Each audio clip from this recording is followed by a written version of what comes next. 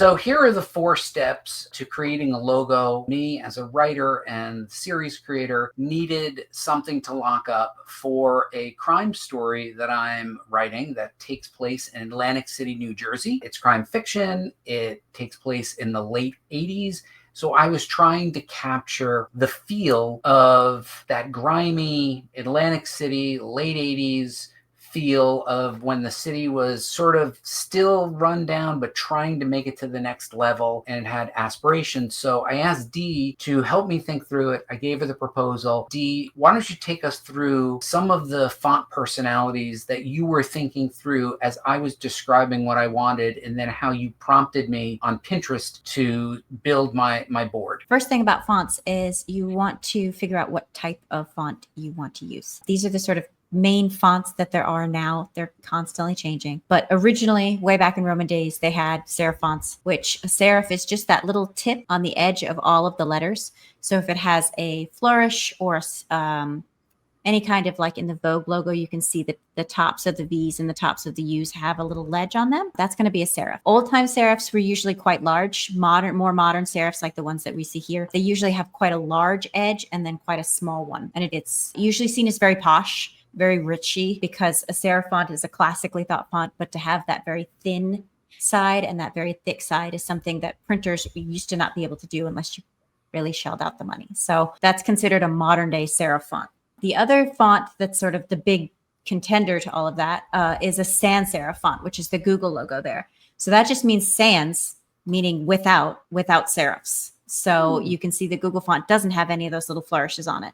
And those are your 2 standard fonts. Every font is going to fall into one of those 2 categories that's printed. The big one that's come out since sort of the 60s is the slab font, which is just meaning that all of the serifs have a very heavy weight to them. They're usually used for billboards. They're usually used for things that have weight or that you want to see sort of like, they're powerful. They sort of give off a very hefty vibe. Okay, so Honda obviously is one of those, the Hulk and some of the other ones that have that heavy feel.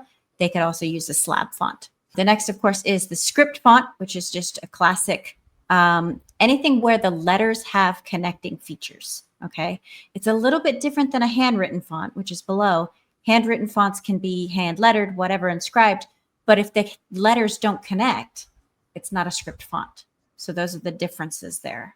A lot of people will write some that are together and some that are not. Like even in the Coca-Cola logo, you can see that the first C doesn't actually connect to anything. So it goes back and forth depending on what your actual end logo would be. These are just being the fonts. And then of course, decorative is the last one. There's a lot of new fonts that fall into this category. And that's where you take a font, you throw out all the rules and you make it look like whatever you want. So you can see that Brewers was originally a script font, but they've gone to a couple of different things, connecting some letters, unconnecting others, adding serifs and flourishes where they wanted to. So it doesn't exactly fall into any one category. It's considered decorative. So those are your standard font types, right?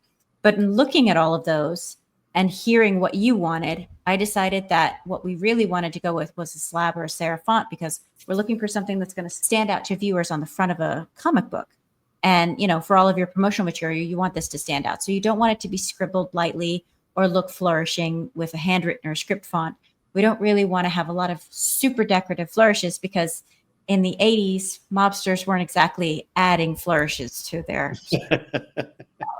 and we don't really want it to look posh, because as much as I love Atlantic City, it went posh in the 80s. So we're looking at a slab or a serif font. So that's the first thing, is to narrow down to a type of typeface. I usually just go whichever one they throw on there automatically.